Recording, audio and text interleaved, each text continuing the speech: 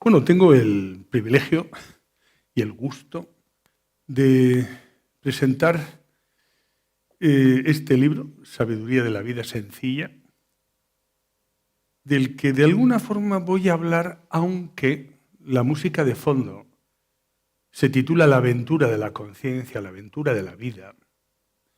Consciencia, que tiene que ver con evolución, que tiene que ver con cuál es la música de fondo que hay detrás de los múltiples pasos que damos en la vida a través de obstáculos y de aspectos que nos preguntamos y que de alguna forma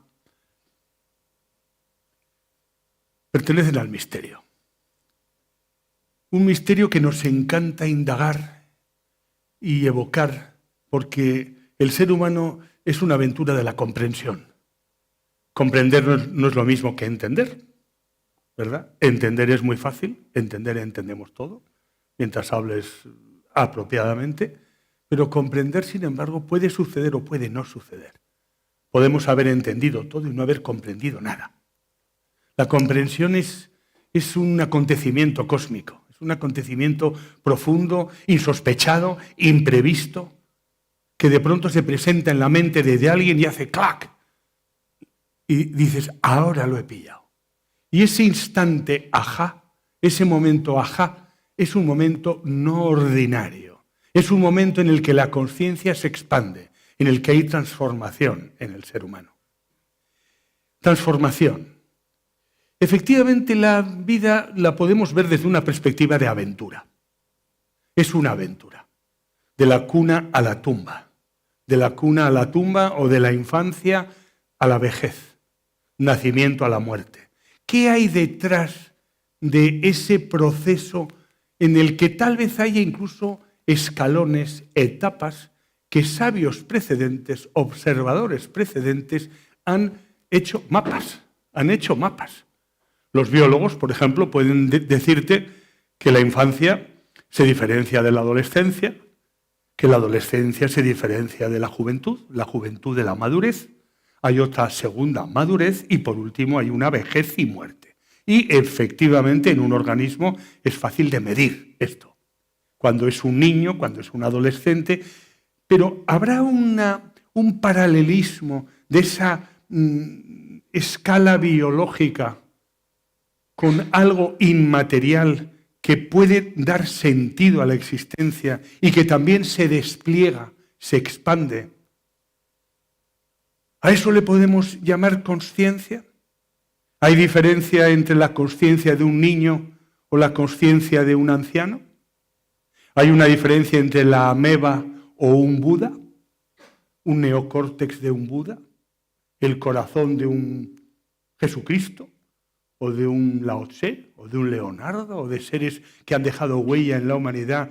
Y dice, pues qué extraordinario, qué seres han dejado una apreciación de la verdad, de la bondad y de la belleza exquisita. La han apreciado, la han nombrado, la han pintado, le han puesto música. Han hecho de ello elaboraciones extraordinarias en las que encontramos un sentido. Un sentido porque cada vez, conforme devenimos más maduros, devenimos tal vez algo más sabios. Y si devenimos más sabios y más conscientes, vamos a disfrutar mucho más de la vida porque apreciamos matices que tal vez nuestro gato en casa, por majo que sea él y buena gente, no se entera. Por más que proyectemos en él, mi gato se entera de todo, lo que pienso y lo que no pienso, y cuando hago así, él hace así, y cuando vengo para aquí, él hace allá, y todo ese animismo que proyectamos en los animales o en los niños, en entidades biológicas menos desarrolladas, menos autoconscientes, y que al final, pues, dimos, bueno, ¿y de qué se trata esto? Al final, ¿de qué se trata la evolución? Pues no tenemos más remedio que decir una palabra muy poderosa que es consciencia, y esa consciencia, ¿qué es? Pues en estos tiempos es el sustituto de la palabra Dios. Es el sustituto de una mente racionalizada que ya no comulga con creencias anteriores que igual recibimos cuando éramos niños y que pertenecen a un nivel de conciencia de la humanidad precedente en donde necesitábamos una serie de creencias e ideologías, dogmas, religiones, patrias, mitos, ideales, que en un momento dado nos han sostenido, nos han ayudado mucho a dar sentido a nuestra vida y amparo en la miseria, en el desconsuelo, en la incertidumbre, en el dolor, en la pérdida fundamentalmente y en los obstáculos del camino, y que una vez que el ser humano ha desarrollado su coco y ha racionalizado y ha desarrollado un ego, un yo separado, dual, a veces sin sentido, con un ruido en la cabeza bastante grande, intentando encontrar las claves del amor, del sentido existencial, de la vida, pero sin volver a los aspectos precedentes de dar la vida por Dios sabe qué, la patria o aquel Dios de nuestra infancia o de nuestra abuela. Y de pronto viene un proceso de integración gigantesco en el que la conciencia evoluciona y crece e integra lo que antes estaba separado, lo que antes era no incluyente, lo que teníamos que excluir para evolucionar y ser buenos. Y de pronto vamos asistiendo a un proceso de expansión de conciencia que integra todo aquello que estábamos dejando a un lado, ensanchando la olla, ensanchando la visión, ensanchando la gafa de ver la vida e integrando en una olla en donde cabe todo lo que antes no cabía. Nuestra mente va evolucionando con la conciencia.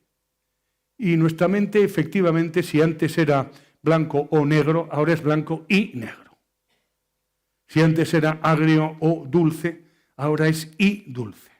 Y da lugar a unas paradojas muy curiosas. Nuestra mente paradójica es una mente impresionante. Es una mente que puede integrar lo que antes era directamente incuestionable. No cabe. Elige entre agrio y dulce. Bueno, pues yo veo la gente más reciente, los jóvenes en estos tiempos, cuando les pones la trampa de que qué prefieren, blanco o negro, se resistan a decir blanco y quedarse sin el negro, o negro y quedarse sin el blanco. Hay una tendencia a no elegir y a ampliar y a ver si cabe, a ver si cabe, a ver si cabe. ¿Y esto qué quiere decir? Quiere decir que en ese proceso misterioso de la evolución de la conciencia, del niño al sabio anciano, del primer nivel de conciencia que sería el del feto, el de la unión, el de la simbiosis, el de la unidad pleromática primordial, un magma indiferenciado. El feto y la madre están unidos y ahí hay como una unidad en el sueño más absoluto. Y empieza cuando nace, cuando el feto se separa, empieza un nivel de independencia progresivo que tiene muchos flecos hacia atrás. Así como el primer nivel sería una unidad preconsciente, el segundo nivel es una separación y una dualidad en el que poco a poco nos vamos separando del pasado y de la madre hasta formar una mente que piensa que es un logro impresionante, que es el ego puro y duro, que piensa, que estructura, pero a cambio paga un precio. Se ve separado, se ve dividido. El pensamiento es el rey, el coco es el rey y el coco es el pensamiento. Pienso, y pensar bien es todo un logro evolutivo, es un logro. Lograr tener un aparato mental que piense razonablemente bien, pues no está mal. Los ilustrados, que diríamos hace 300, 400 años, sabe leer, está ilustrado, no es analfabeto. Ha dejado el campo, está ilustrándose, está desarrollando un aparato mental. Fantástico, lo hemos conseguido. La ciencia se ha impuesto. Hemos conseguido pensar. Leemos la mayoría de la gente. Pensamos razonablemente bien, organizamos las cosas en cajones. La razón positiva ha dominado a la humanidad. La ciencia es la señora fundamental de estos tiempos. Si es científico, como que, vale. La ciencia lo dice. Hace unos años era la religión, ahora es la ciencia. Bueno, ¿qué hay después de este tercer nivel en el que hemos llegado a un ego que dice adiós a los dogmas, que dice adiós a los pensamientos sectarios, que dice adiós en muchos casos a las religiones, otras veces logra una espiritualidad transreligiosa, transpersonal? No todo el mundo logra una espiritualidad transpersonal. La espiritualidad es una vivencia, no es un proceso de ideas, no es una serie de creencias envasadas, no es unas adhesiones absolutas a un modelo de pensamiento. Es algo que está mucho más allá del pensamiento. Es una vivencia íntima, silenciosa, inefable. Es una vivencia, llámale de amor, llámale de unidad, llámale de paz, llámale de integración, de infinitud. Pero es una vivencia que hablar de ella es como misión imposible. Es tan íntima, tan profunda y tan inefable. Espiritualidad tendría que ver con el cuarto nivel, con un nivel más allá del ego, en donde el ego no se niega pero se trasciende. ¿Cómo se hace? No lo sé. Cultivándonos, queriendo, sintiendo. ¿Por qué a unos les llega la inquietud y a otros no? Pues igual a una hermana le llega y a la otra no. O igual le llega al marido y no a la mujer. O igual le llega a la hija y no al padre. ¿Por qué? ¿Por qué en uno se despierta un anhelo de saber, de descubrir, de comprender, de ir más allá? ¿Y por qué al de al lado no? ¿Por qué hay un montón de rosas en un rosal gigantesco y una se abre y la de al lado no? ¿Qué misterio hay en la vida que uno de pronto tenga el impulso del quiero saber, me voy a Ítaca, voy a navegar, busco el mito, busco algo, me viene pequeña la mente, me viene pequeño el coco, me viene pequeña la gafa que tengo construida a lo largo de mi vida por la educación, por la genética, por la vida sistémica, por aspectos de mi sociedad que influyen y en consecuencia por una conformación determinada donde me veo condicionado. Y anhelo una libertad de pensamiento, anhelo una libertad emocional para gestionar mis emociones bien, anhelo el descubrimiento de una intuición que hay en mi corazón. Intuyo que se puede ser feliz, que la felicidad no es una utopía, que la felicidad, la plenitud, la no carencia, la no división, la unidad, el flujo natural del corazón y del amor no es una utopía. Es algo que uno siente cuando emprende la navegación y dice, vámonos, vamos, quiero, le dice a la vida. Y a partir de ahí pasan cosas, obstáculos, pruebas, pérdidas, deconstrucciones.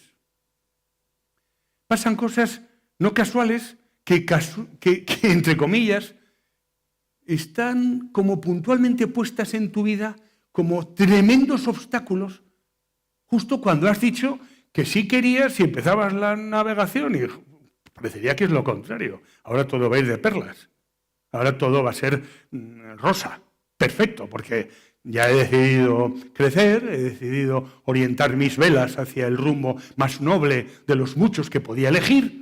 Y ahora que estoy intentando interiorizarme, comprender, atravesar las capas de cebolla hacia lo más nuclear de mi ser, ahora va y me dan esta noticia, me dan esta otra, me sucede esta crisis de transformación, con dolor, pérdidas a montones, temores, incertidumbres, amenazas en el aire, cosas que antes estaban bien colocadas en zonas de comodidad.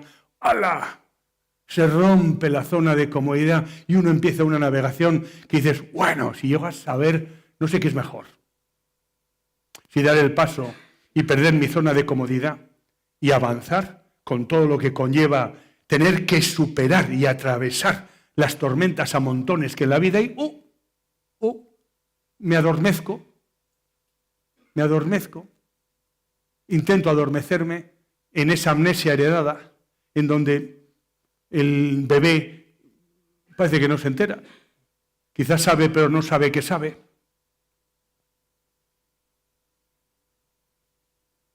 ¿A dónde voy con todo esto? ¿Y qué tiene que ver con la sencillez, que diríamos, en un momento dado? La vida se complica en nuestra mente. Y la mente está muy justificada. El pensamiento está muy justificado. La ilustración tuvo sentido. Es bueno cultivar el conocimiento, la información y procesarla. Entender mucho y tratar de comprender lo más posible. Pero la información en sí misma la tiene Google y de sobra. ¿Cuál es el valor emergente del nuevo nivel de conciencia? ¿De qué se trata ahora? ¿De seguir acumulando información y ser muy eruditos? Una persona que ha comprendido, necesita mucha información. Quizá ya no tiene tanta hambre de datos, anhelo de información. La información justa, la selecciona, inclusive. No quiere complicarse. Lo que sí quiere es afinar el rumbo de su vida y poner la mirada y la atención, palabra clave, la mirada interior en aquello que va a crecer conforme mire ahí. Y lo que no mire va a desaparecer, y lo sabe. Ha relativizado ya los grandes mitos. Cada vez somos más relativistas. Y en el fondo no decepcionados ni desencantados, aunque forma parte del desencanto. El desencanto y la decepción, el desengaño forma parte del juego. Desengañarse. Liberarse del engaño. Con esto no quiero decir que nada nos engañe nadie, sino que los propios procesos evolutivos o escalones de conciencia que el ser humano va recorriendo en ese proceso tanto biológico como de conciencia, determinan una mirada, una forma de percibir la existencia, una jerarquía de valores, una manera de ser y de amar y de vivir y de atravesar, de navegar, de gestionar la vida, absolutamente determinante. ¿Es lo mismo una mente sencilla que una mente simple? No. La simplicidad la puede tener alguien, un niño ingenuo, preconsciente, sin experiencia. Solo después de haber construido una mente compleja se puede acceder a la sencillez. La sencillez no es el camino de ida en el que vamos complicándonos la existencia un poco. Cojo un organismo jovencito en donde todo es muy impactante y todo son vivencias nuevas y se va poco a poco una vivencia tras otra, pues va abriendo y almacenando y procesando cada vez más cantidad de datos y gestionando emociones cada vez más complejas. Y de pronto cruzar la calle ya no es solo el acto de emanciparse y cruzar la calle, es que hay muchos más datos en esa mirada de algo tan simple como una calle. Ha pasado una persona, ha sucedido esto. Hay muchos procesos internos en cada instante. La vida es muy intensa para alguien muy consciente. Pasan muchas cosas en un minuto. Muchas cosas muy sencillas, pero muchas. Una mente ilustrada puede acabar siendo sencilla, pero una mente que ni siquiera se ha ilustrado, no sé si puede ser sencilla, porque no ha habido complejidad previa para hacer la síntesis, la alquimia, el destilado, para acabar en la simplicidad o la sencillez básica de ese golpe seco de katana perfecto, o ese rasgo del pincel chino perfecto, espontáneo, pero perfecto, perfecto. Ha estado igual 3 días quieto para hacer ¡ya! ¡Oh! Y dicen, qué simplicidad, sí, pero no es un golpe de la espontaneidad de un niño. Es la de un maestro zen que ha estado en silencio 40 días y 40 noches para hacer un movimiento. Un movimiento. Pero ese movimiento tiene toda la grandeza de la conciencia cósmica. En definitiva,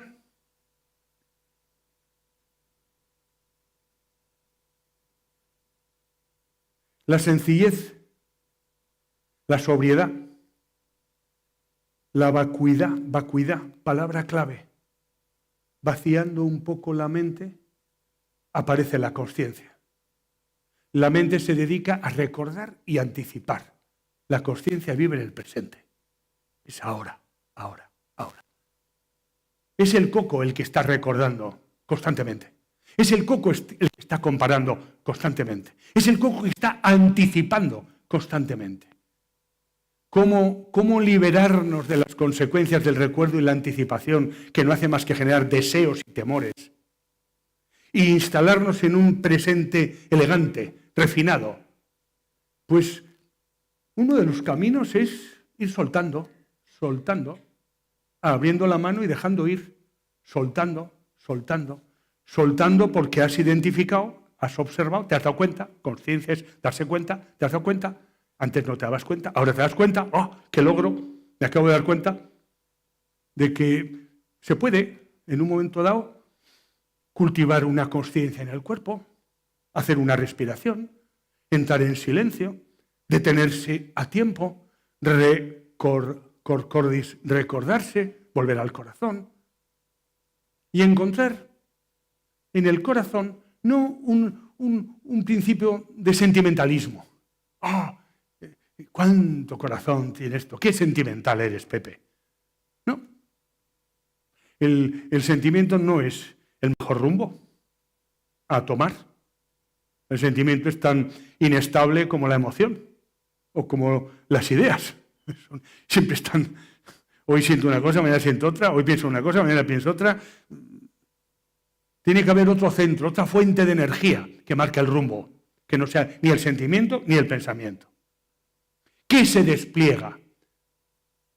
¿Qué hay tras la conciencia? ¿Dónde está el sentido? El sentido que marca rumbo y hace que en un momento dado un ser humano fluya por entre las piedras como fluye el agua por un cauce natural, consciente. Desarrollo.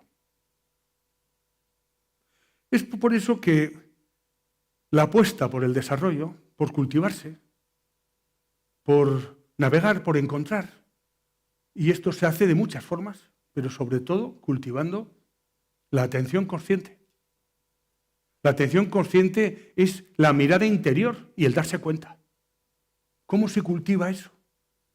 Bueno, el mindfulness es una de las grandes aventuras de la humanidad de estos últimos tiempos, que ha empaquetado de forma tan ideológica, rotundamente, un estado atencional muy despierto, que fluye, que no soslaya juicios, que confía y que se instala deliberadamente en el presente. Bueno, pues hay una técnica. El mindfulness, por ejemplo, es una gran aventura de esta humanidad que ha logrado concretar en un corpus de herramientas y de vías profundas, pues una cuestión que quizá a las empresas, a los hospitales, a los colegios, hace unos años no les interesaba nada. Y en cambio ahora no hay un colegio que no se interese por una educación mindfulness para sus niños. No hay empresa desarrollada y al día y con vanguardia que no diga, oh, empezamos a dar a los ejecutivos, ya no les damos información, cómo vender, cómo no sé qué, cómo conseguir. No, ahora lo que hacemos es desplegar unos estados de autoconsciencia que repercuten automáticamente en la comunicación, en la liberación de conflictos, en el estar, en el sentido de su vida, en el espíritu de servicio y contribución a una entidad, a un proyecto, a los demás, sus compañeros, que supera bastante la competitividad y entra en procesos de cooperación muy hondos, muy profundos y muy de corazón, sin hablar, insisto, de ese mundo de apegos e identificaciones a sentimientos. La cultura del silencio, hoy por hoy puede considerarse una cultura pues, que hace unos años no era nada comercial.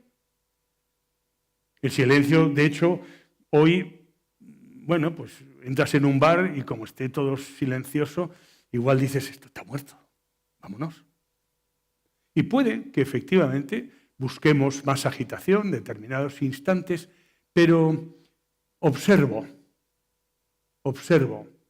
que las escuelas que trabajamos la vía contemplativa junto con la capacitación técnica, llegamos muy lejos. No voy a decir más lejos, lejos. Y sonreímos cuando alguien que quiere doctorarse en una serie de habilidades y recursos, además se sienta todos los días 20 minutos a respirar en la presencia y a invertir en autoconsciencia. Bueno, pues esto hace unos años, tengo memoria histórica por mi edad. ¿Para qué contarte? Hace simplemente 20 años, 30 años. Esto era chino, literalmente chino. Y sin embargo ahora los directores de recursos humanos alemanes o suizos, cuando van a contratar a un personaje que va a sostener grandes responsabilidades, pues les preguntan por los retiros de silencio que han hecho. Joder, ¿quién lo iba a decir? Como si eso contase algo. Para ellos sí. ¿Quién iba a decir que un vipassana de 10 días, de retiro silencioso, con el móvil ahí apagado, soltando la rutina histórica, frenando la ansiedad y la inercia de una mente, es capaz de detenerse en un momento y eso cuenta? Para que luego, cuando vuelve al mundo, decir, ¿cómo gestiono? He descubierto otros territorios, he descubierto otros niveles, he descubierto otro estar, a través de la torturilla inicial del silencio. Silencio, presencia, atención consciente, meditación, digamos la palabra.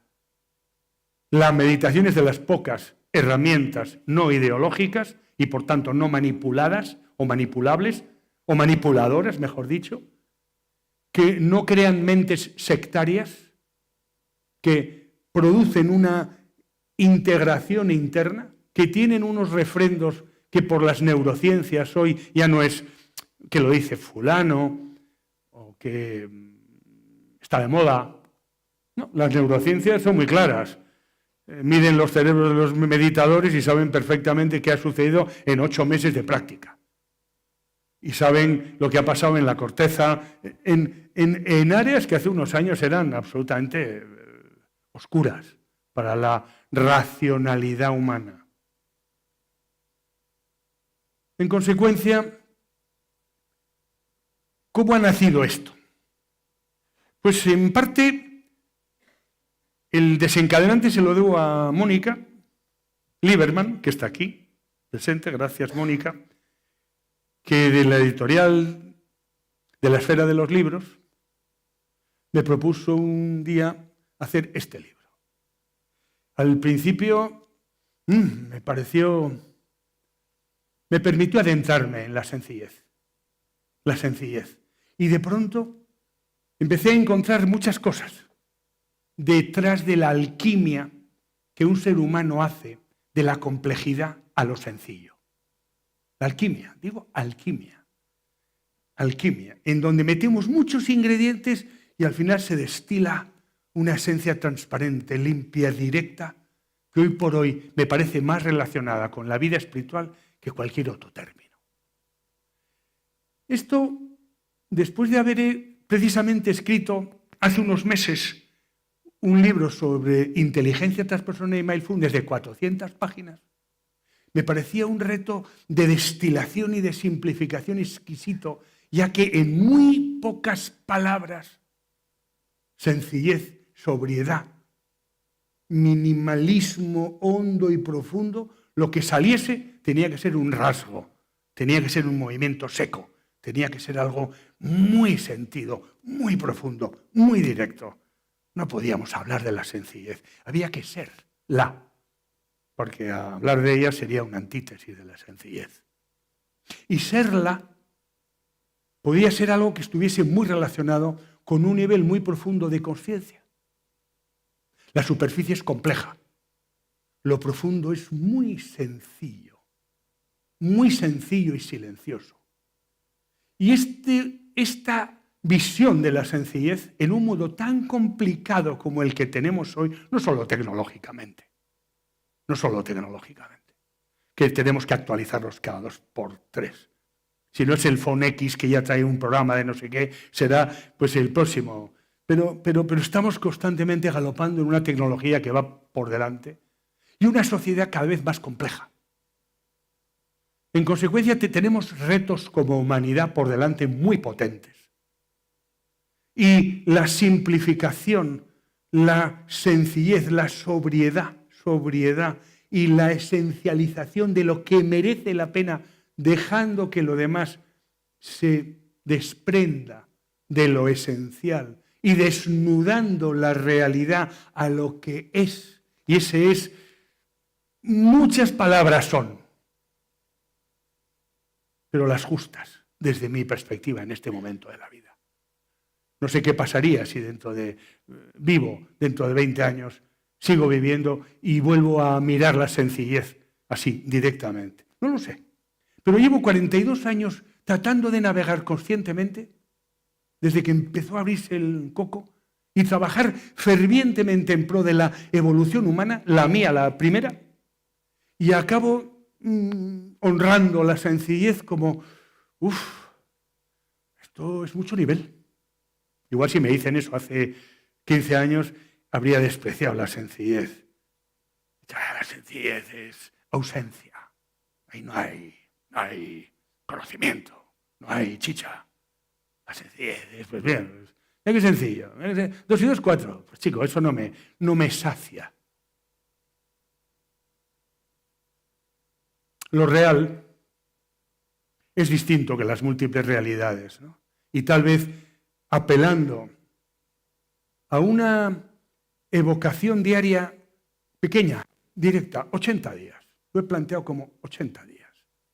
No, en este caso no te ofrezco un capítulo magnífico y complejo sobre las inteligencias del ser humano, los procesos crípticos de la personalidad, las sombras más profundas que tenemos que integrar en el camino de la vida. No.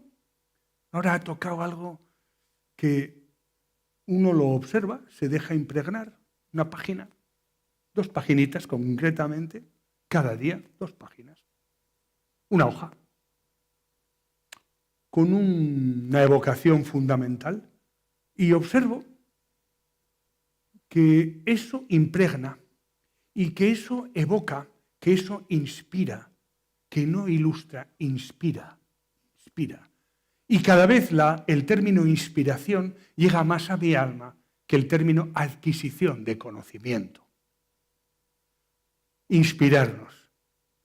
Quedarnos en un estado de conciencia accesible a ese estado de inocencia primordial que tenemos en el alma, por llamarlo así, en la esencia, y que desnudándola de ropajes y evocando aquello que alude a lo real y fundamental y nuclear de la existencia, desnudo, directo, ligero, pequeño.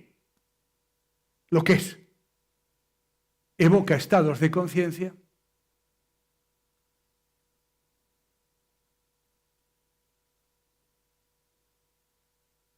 que pueden contribuir al bienestar. Al final, el sentido de toda acción, conforme vamos desarrollando conciencia, es que nuestra vida tenga sentido. El sentido para muchos es distinto que para otros. ¿Qué sentido? Bueno, al final el sentido es el bien común, ¿no? Que todo aquello a donde llegue nuestra obra, por pequeña que sea, por modesta que sea, ayude a navegar. Haga un poco más ligera la navegación. Sea menos doloroso el tomate que se enfrenta a la miseria humana. Alivie y enseñe un poquito por dónde van los tiros y estimule la comprensión. La comprensión. Y si se ensancha la comprensión, el campo de conciencia en el que vivimos es un campo más inspirado. Y si es más inspirado, posiblemente será más feliz. Esta es la esencia. Podríamos hablar mucho tiempo de esto, pero en esencia es lo que vengo a decir. Poco más. encantado de poner la mirada en preguntas que se quieran hacer, bien ser relacionadas con el tema o con algo que tenga que ver con nuestra vida y el tema de la aventura de la vida. Y así le damos a esto un poco de movimiento. Cada vez me aburren más las charlas largas. El libro es pequeño, la charla es pequeña. Pero la mirada está al servicio. Cualquier pregunta es bien recibida. Bien recibida. Adelante.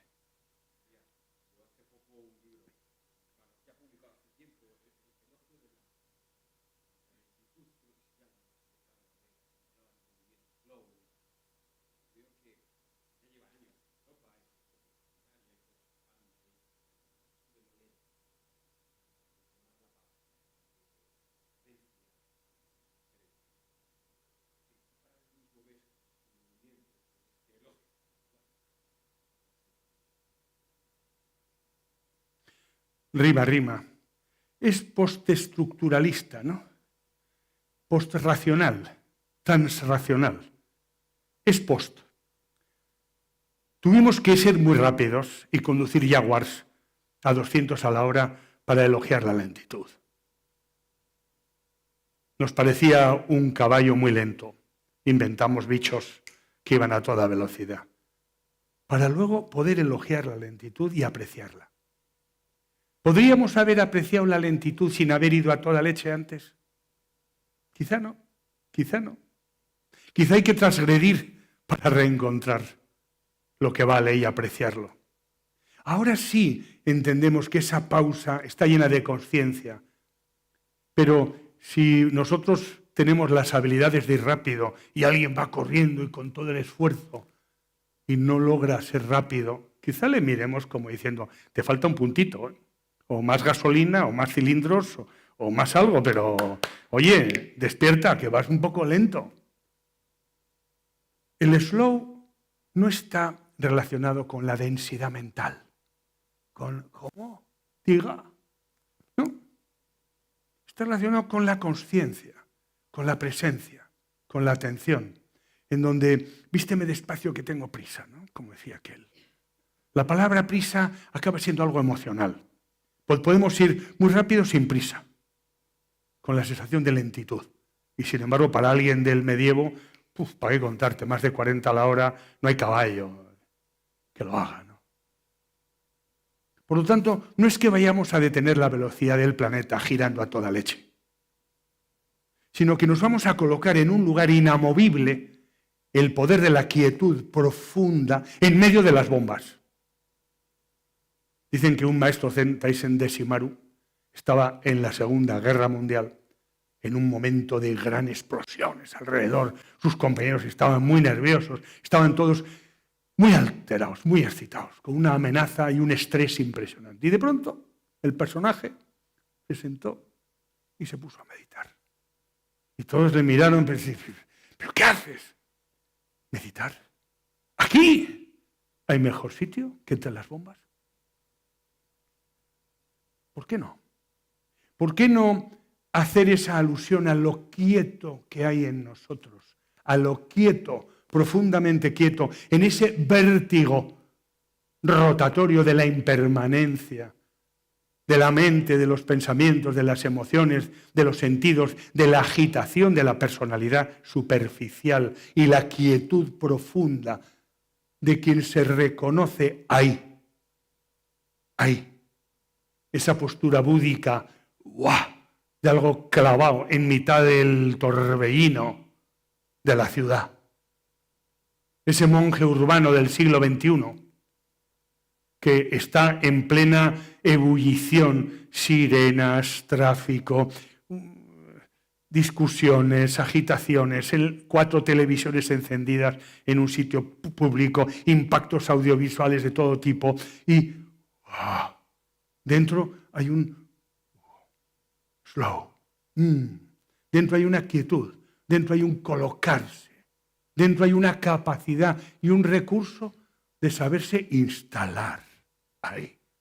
No para el mundo, es imposible, pero sí sabe encontrar su velocidad interior, su quietud, su arraigo, su raíz, su consciencia. Y desde ahí la palabra sencillez es afín, es afín. La consciencia es sencilla, la verdad es sencilla. Lo sencillo es.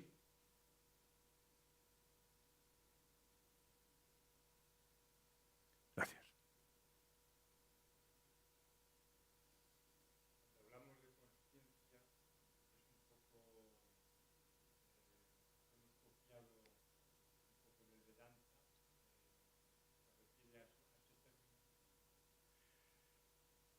Pues en cierto modo sí, porque el Vedanta posiblemente es una de las filosofías milenarias más lúcidas que hay en la humanidad, en el patrimonio de la humanidad, ¿no?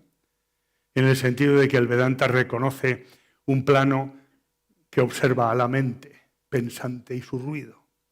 Por lo tanto, ya no estamos identificados con el aparato, sino con el observador del aparato. Sí, qué duda cabe. Cuando hablamos de meditación y hablamos de consciencia, hablamos de un nivel por encima del tinglao pensante. De hecho, el ojo no se puede ver a sí mismo. No hay más remedio que salir desde el ojo para ver al ojo. ¿No es así? Imaginaros un pez que ha estado toda su vida en el agua, como es lógico, y de pronto pega un salto y salta al aire un instante y hace luego ¡plá! Y se hunde. Pues en ese instante puede que tenga una comprensión. Y es, anda, eso era agua. Una comprensión que no habría llegado si no llega a salir.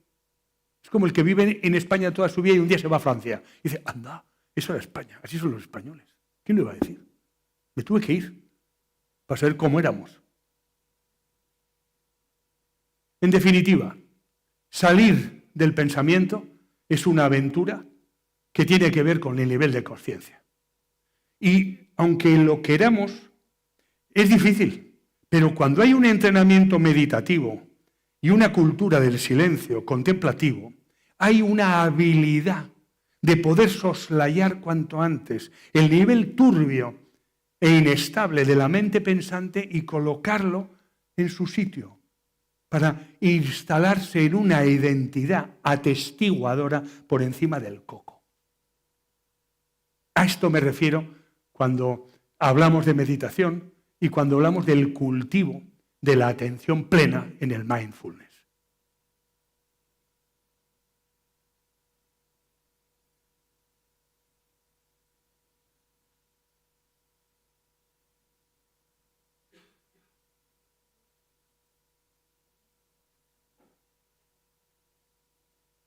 ¿Cuándo estamos? ¿En quietud es cuando estamos?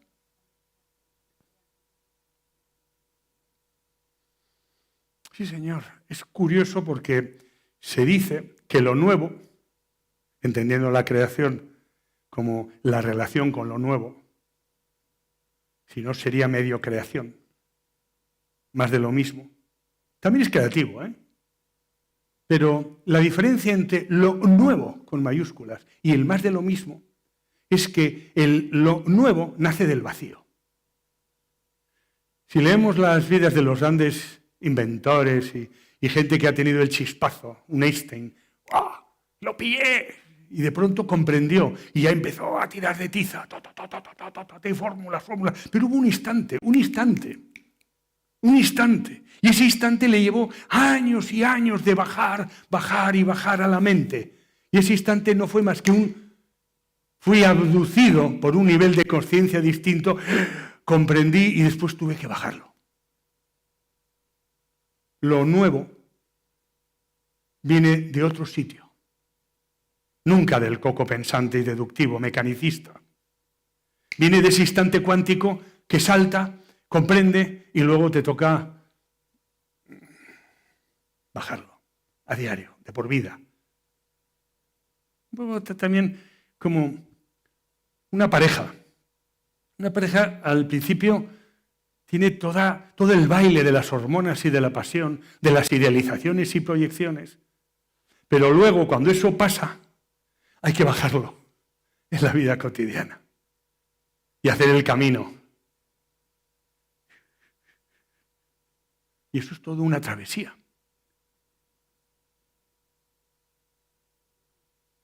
De hecho, se dice que el amor comienza cuando acaba el enamoramiento. Puede comenzar, puede comenzar.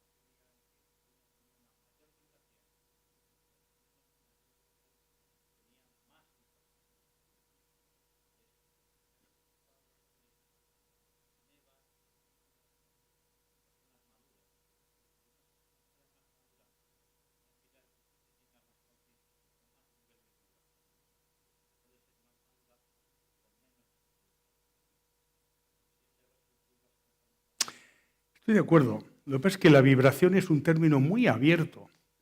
La diferencia está en la S. Todos somos conciencia, pero unos son más conscientes que otros. La S. Y la diferencia entre unos y otros posiblemente puede reflejarse en lo que llamarían los antiguos que hemos leído frecuencia vibratoria. La frecuencia vibratoria más alta daba lugar a un nivel de conciencia más expandido. Conciencia vibratoria más baja daba lugar a la densidad. Nadie quiere ser un cerdo feliz. Pretendemos incluso ser Sócrates insatisfechos, una frecuencia más alta. De acuerdo, totalmente. La escala vibracional es una escala un poco, se ha usado mucho en la New Age, la vibra. Tienes una vibra más baja hoy, diciendo, estás de denso, y en cambio hoy estás lúcido, como que la vibra la tienes muy alta. Tengo una vibra muy alta, como si fuese un nivel de energía o algo así. Ya sé que eres más riguroso. Yo estoy haciendo ahora un poco como que es una escala que para mí es un poquito teórica porque nadie puede medir la vibración de nadie. No tengo un medidor de vibración. Es una conjetura filosófica que mis células van más velozmente que las de un cerdo, que son más densas, más lentas. Es una manera de expresarnos, la vibra alta o la vibra baja.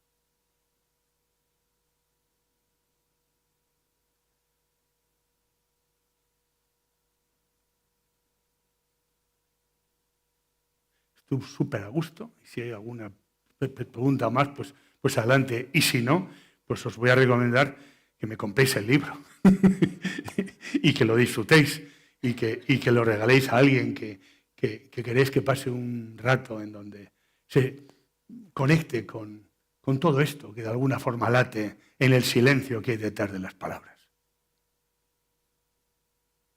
Nada más. Muchas gracias.